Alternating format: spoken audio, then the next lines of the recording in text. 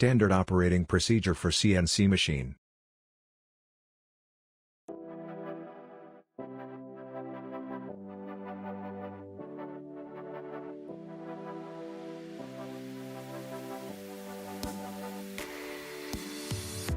Step 1.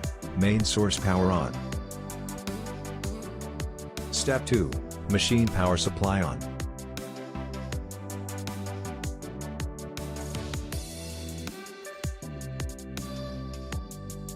Step 3. Open the machine door. Step 4. Switch on the control panel.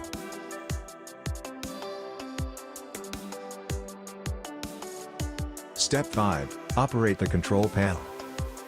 Step 6. Enter the instruction to the control panel.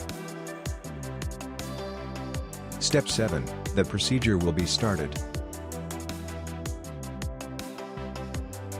Step 8. At the end of the procedure, switch of the control panel.